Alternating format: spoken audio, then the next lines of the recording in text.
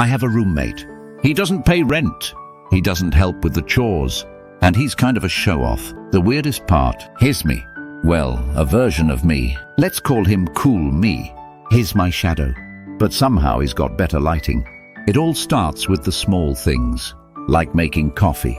My process is artistic chaos. A delicate balance of hope and spillage. The result is a brown liquid that is, technically, coffee. Then he shows up. Cool Me doesn't just make coffee. He conducts a symphony of beans and water. He pours the milk and it creates perfect latte art. Every single time. A swan.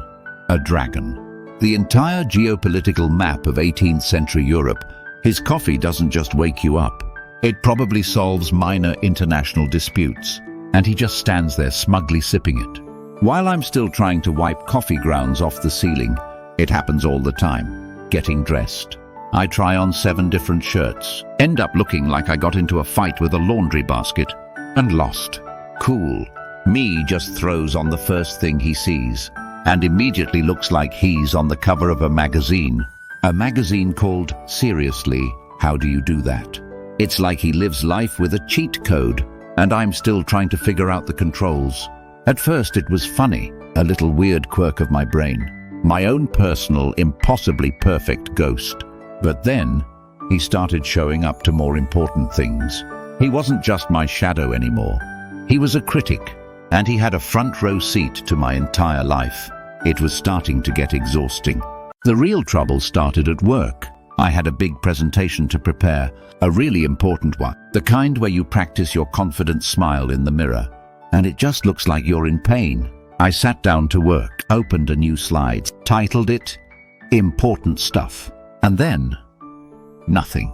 My brain was a ghost town, tumbleweeds and all, and right on cue, he appeared. He wasn't mean, he never is.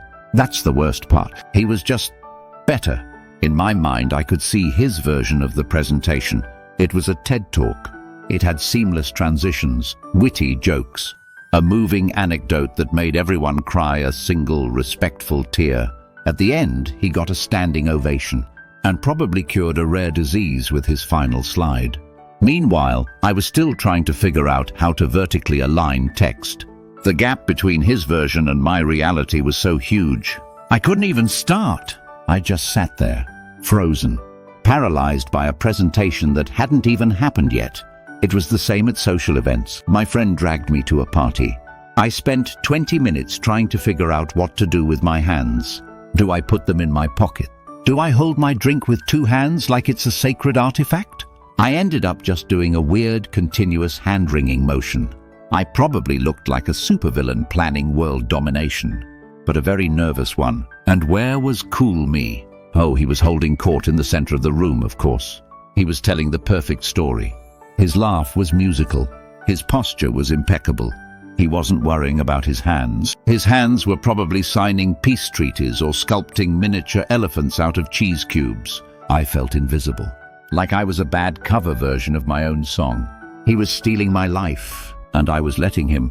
I was so focused on the person I thought I should be, that I was forgetting how to just be.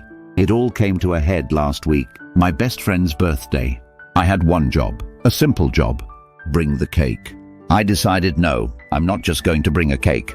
I'm going to bake a cake. This was my chance, a tangible thing I could do right. This time I was going to be more like him. This time it would be perfect. No shadows allowed. The kitchen became my battleground, me versus my own expectations. I had the recipe. I had the ingredients. I had a brand new apron that said "Kiss the Cook," which felt dangerously optimistic. I started out strong. I measured the flour, mostly into the bowl.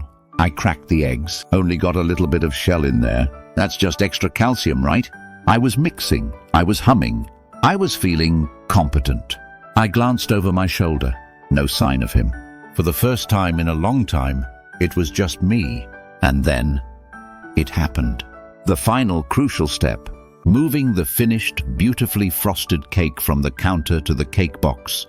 A simple journey of about 2 feet. What could go wrong? The cake flew.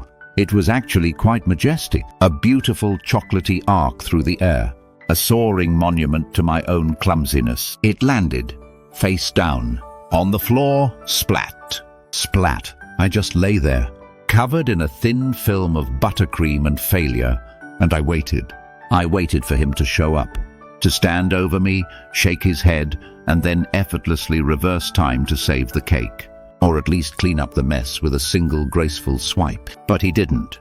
I looked around. The kitchen was empty. He was gone. And in that messy, chocolatey silence, I finally understood.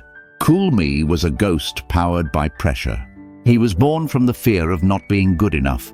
He thrived in the space between my ambition and my execution. He was the what-if of success. But in pure, spectacular, undeniable failure, there was no pressure. There was no expectation. There was no good enough to fall short of. There was just the splat. And in a world of splat, a creature like Cool Me couldn't exist. I started to laugh. A small chuckle at first, then a full, genuine laugh. I was so busy trying to be this flawless, imaginary version of myself that I missed the point entirely. The point isn't to be perfect. The point is to show up. Sometimes with a beautiful homemade cake, and sometimes you show up covered in frosting with a store-bought cake you picked up on the way. My other self, who's better at everything, he might still pop in from time to time to show me how to parallel park in one move or make a perfect omelette. But he's not the landlord anymore. He's just a weird, quiet roommate. And I've realized something. I'd rather be good enough me who sometimes trips than the guy who's too afraid of falling to ever take a step. Especially if there's cake involved.